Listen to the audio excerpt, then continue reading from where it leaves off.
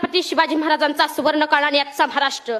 महाराष्ट्र महाराष्ट्र म्हणजे काय? महाराष्ट्र म्हणजे जिजाऊंच्या गळ्यातील माळ म्हणजे महाराष्ट्र. सईचं कुकवानं भरलेलं कपाळ म्हणजे महाराष्ट्र. जगत गुरु तुकोबरायांच्या भजनातील टाळ म्हणजे महाराष्ट्र. कायम आठवणीतला भाळ म्हणजे महाराष्ट्र. कर्तृत्वाच्या सरीनं हिरवागार झालेला रानमाळ म्हणजे महाराष्ट्र. आणि तुमचा आमचा प्राण म्हणजे महाराष्ट्र. आणि तुमचा आमचा प्राण म्हणजे महाराष्ट्र. खरं तर आज महाराष्ट्राची काय परिस्थिती आहे? सगळ्या टायरवाले केरळचे, बांधकामवाले युपीचे, गवंडवाले बिहारचे, सुतारवाले राजस्थानचे, हॉटेल सगळी दक्षिणातांकडे. साहेब, ही पोरं इथं येऊन काम करतात, या महाराष्ट्रात येऊन काम करतात, याचं मला मुळीच वाईट वाटत नाही. पण आमच्या महाराष्ट्रातली पोरं कॉलेजच्या कट्ट्यावर बसायचं, पिचकाऱ्या मारायच्या, नाहीतर कुठल्या तरी भाईच्या मागे जाय की म्हणून फिरायचं. याच्या पलीकडे काय करतात का नाहीत? अहो, त्यांना सांगा, आपण या महाराष्ट्राच्या मातीमध्ये जन्माला आलोय. या महाराष्ट्राच्या मातीचा इतिहास कुठल्या ऐऱ्या घेरानं किंवा लुंग्या सुंग्यानं लिहिलेला नाही. या महाराष्ट्राच्या मातीचा इतिहास लिहिलाय शायरांच्या डाफांनी, घोड्याच्या टापांनी, ढगाच्या गडगडाटानं, डोंगराच्या हिरव्या पिवळ्या शालीनं, सह्याद्रीच्या नालीनं.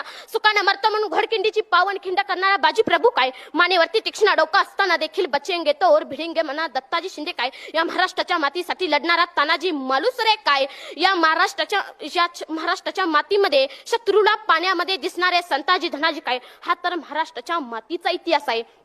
तुमच्या तरुण पिढ्यांना तुम्ही समजावून सांगा. आपण असं नानाबरा आणि तुकोबरायांनी सगळ्या महाराष्ट्राला सांगितलं चालायचं कसं, बोलायचं कसं, वागायचं कसं. पण आजच्या जन्माला आलेल्या पोराला सांगावं लागतं की बाबा रे, या महाराष्ट्राच्या मातीसाठी या शिवरायांनी आपला प्राण अर्पण केलाय. आता तुला जीव द्यायची गरज नाही. या मावळ्यांनी या मातीसाठी आपला रक्ताचा अभिषेक घातलाय. तुला आता रक्त सांडायची गरज नाही.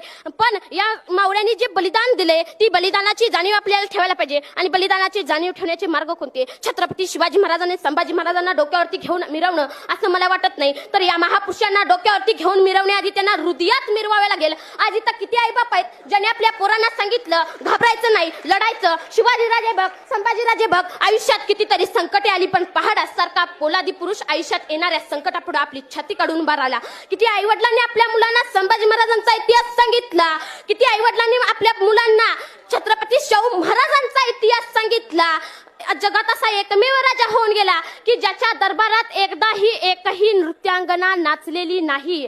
हा जगातला एकमेव राजा आहे. आमच्या छत्रपती शिवाजी महाराजांनी आम्हाला सांगितलं की प्रत्येक स्त्री ही माझ्या मराठ्यांच्या घरातली देवता आहे. आणि छत्रपती शिवाजी महाराजांच्या आऊसाहेबांनी म्हणजे आमच्या मासाहेब जिजाऊंनी आम्हाला सांगितलं की प्रत्येक स्त्री ही मराठ्यांच्या या स्वराज्यातल्या घरातल्या माझ्या मायमाऊली सारखी आहे. तिला माझ्या या स्वराज्यामध्ये आदराचं स्थान आहे. पण त्याच महाराष्ट्रातल्या मराठी मावळ्यांनी त्या